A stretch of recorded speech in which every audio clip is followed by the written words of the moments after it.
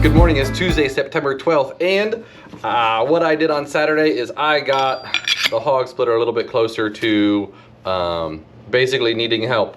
So I got the ferrule, for lack of a better term, all done up, all polished, not that you can see that, and attached. We already have the handle from the first Hog Splitter that it just wasn't the right shape. And then, so I've ordered a tap and die so I can thread this and then thread the pommel. And then I will be able to weld that on, whether I do that or I have help with that. We'll kind of see. I'm kind of tempted to see if I can do it all myself, just because that'd be kind of cool. And I will also be doing more grind lines on the Magna cut set or series batch. I did a bit of that as well until my shoulder just gave up the ghost and was like, hey, I can't do this anymore. So hopefully that goes better as well today. More grind lines, more cleaning it up, just trying to get everything ready for the end of the week to be able to ship off and have that heat treat done. Really, that's my day. Here's Danny with what he's got going on. Hey everyone, just to get you caught up with what's going on in my world, I hope everyone had a great weekend. I have got the other sheath for the Marabashi almost done. I'm gonna stitch up, edge coat, tan coat, get the straps going, and then attach, and I should be done. I should get some Velcro in sometime this week and try and attach that, so that way that is how you can secure it. Then I've also got some sharpening to take care of for one of our great customers, Big Mike Benoit. Gonna take care of that, get that done for tomorrow. I've also got a couple of admin things to do in the morning, so I'll be working with that and then getting onto this, and then hopefully into some customs that I've got to take care of. That's gonna be the majority of my day, as well as whatever else comes in. I don't know if we have anything. Oh, we do, all right, because I totally didn't know, but we're gonna go in our favorite place with our favorite guy, Russell. What's up, bud? It's good. Hey, what do we got today? Today we're gonna talk about the classic Osborne. So this is the Benchmade 940 CPM S30V steel with an aluminum body, and just love the color on that. This purple and green is the absolute classic Osborne. Just haven't talked about it in a while, thought we'd feature it today. Right on. And just as a quick kind of thing, I've gotten into a little bit of a debate, and I love a debate, so if you guys ever want to do that, just comment somewhere and we'll definitely reply. But I had a customer on one of the Real Short Knife reviews talk about knives that are way better than the 940. So I'm going to open this up if you guys are watching. Comment, let me know what you think is better than a 940. Now I'm going to put some parameters. One, warranty, because a lot of people don't like Benchmade's pricing, and I understand that, but their warranty is bar none one of the best ones out there. So warranty, affordability, and going to be the construction and makeup of this knife. So if you can give me those three parameters on one knife that beats the Osborne in that sense, I'd love to hear. And if that's the case, I'll get it in here, we'll try to review it. But otherwise, love to hear your comments. You guys have any questions, always get in touch with us however you see fit. We'll see you on the next one. Peace. Good morning, is Wednesday, September 13th, and I got no knife making done yesterday. We got some sharpening in, but we had a very busy day. So really the only thing I figured out is, so my tap and die came in, tap and die, and what I figured out is I don't have a carrier big enough for this die, so I had to order one from Amazon. And then I went to do the tap for the pommel, and I realized I don't have the right drill bit size to drill it before I can tap it. So I got some things ordered that I needed, but didn't actually get to working on the Hog Splitter at all, and no grind lines happened. So today I will be focused on grind lines and on catching up with some other knives that are due later next month. So just basically trying to stay ahead of the curve of not being behind, which both Daniel and I are struggling with a little bit right now. But that's really my day. Here's Danny with what he's got going on. Hey y'all, just to get you caught up with what's going on in my world, I'm very similar to Russell. Didn't get much done, but got a little bit more progress on the last sheath. Just one of those things that when we get busy, it's hard for us to get on our things, and it kind of sucks personally, but it is what it is. I'm gonna try and finish this up and a knife that I had for last month. These are two deadlines I'm already past due on, and then getting into this month. So hopefully I can play catch up here somewhere. Just depends on how busy we get, just the nature of the beast there. Then I should be able to get into the other sheath that I'm trying to finish up with that knife, the Kydex sheath that I've got for a custom, and then I should be on into some other refurbs, and then I've got a Chinese cleaver custom, actually 2 different Chinese cleaver customs coming up that I can try and get into. So those will be the things I get into, and if I can focus into them, try and get as much of it done, that will be the majority of my day, as well as whatever else comes in per usual. But we're gonna now go on to our favorite place with our favorite guy, Russell. What's up, bud? It's good. What do we have today? So today I thought we'd talk about the mini Osborne. So we talked about the classic 940 Osborne yesterday, just have it here for size comparison. This is the 945, the mini Osborne, and they kept with the green and purple, but they did go to barrel spacers as opposed to just the line and have it completely closed. And then we have the 945 BK-1, which is black G10 with that beautiful blue liner in it and a black coated blade. So great size knife. Some people think it's just a little too small. You know, it really just depends on your hand size and the size of the knives you like. But I am a fan of them. We have these 2 in stock and ready to go. Right on. All right, y'all, that'll wrap us up for today. As usual, we'll see you on the next one. Take care.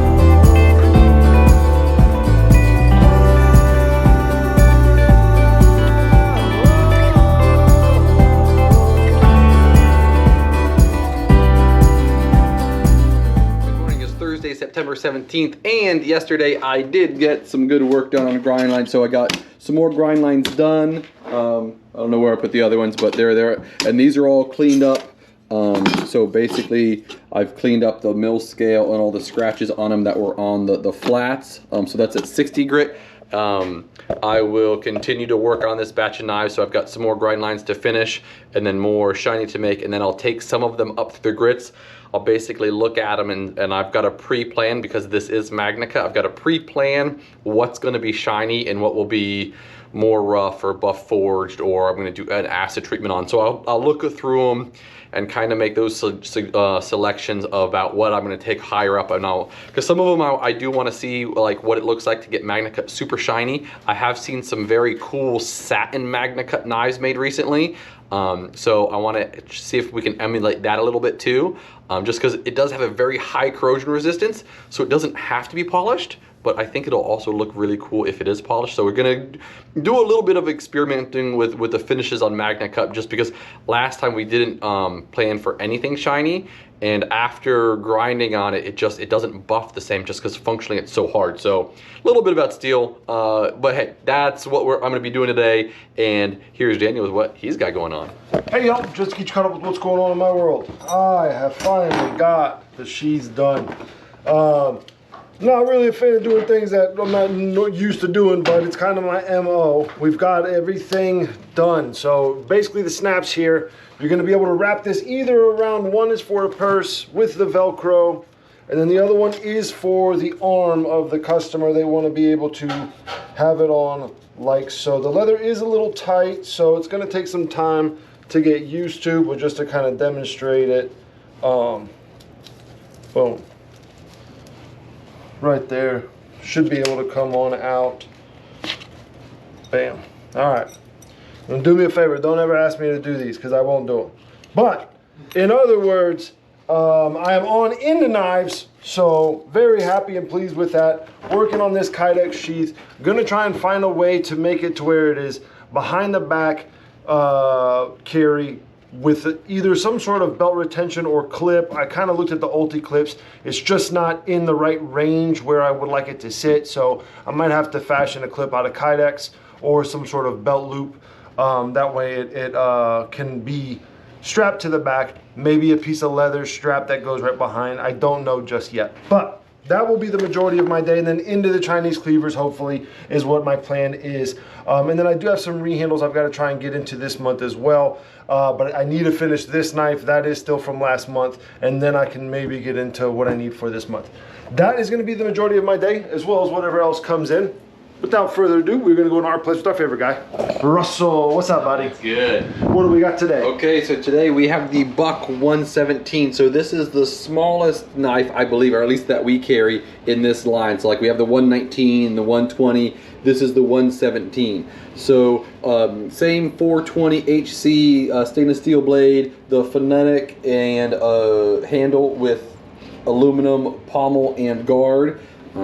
Nice quality imported leather sheath, but genuine leather. So just a great size, great shape. Honestly, like the other two are cool, but this one's like much more usable. Like if you're actually hunting or want an everyday carry knife, that's one that you could carry around every day and not just have it stand out too much. Right on. All right, y'all, that'll wrap us up for today. I hope you guys are all making sure you're liking, subscribing. If you have any questions, make sure you put them in the comments. We'll see you on the next one. Good morning, it's Friday, September 15th, and today I will be getting another stage done on the Hog Splitter. So I got it threaded yesterday, and looking good. It's not quite perfect, so I'll have to clean it up a little bit. So today I'm going to drill this. This is the pommel. It's a piece that's going to sit here. I'll get it drilled and get it threaded. That way I can compress this. Then I'll work on cleaning up all of the little idiosyncrasies. Like, I don't know if you can see that gap there. So this is just ever so slightly a different angle than the ferrule. So I'll clean up all that stuff, really get it ready, and then not today, but later on I will weld that handle on. Also today, these three I have to catch up to all of these. So these are also Magna cut, and this is some of the thick stuff. These are the knives I had issue finding the proper thickness. So this is the custom in the thickness he wanted, and basically I ordered a bunch of steel, and one of them was too thick and the other one was too thin, and this one's the Goldilocks one. It's just right. So I will get them ground, get them all cleaned up. I'll still pick through these and figure out which ones are going to be polished and which ones are going to be, whatever finish they're going to be. But because I had to catch these up, I didn't do that part yesterday. So doing all that today. So that's really it for me today. Here's Daniel with what he's got going on. What's up, everyone? Just to get you caught up with what's going on. Another custom down.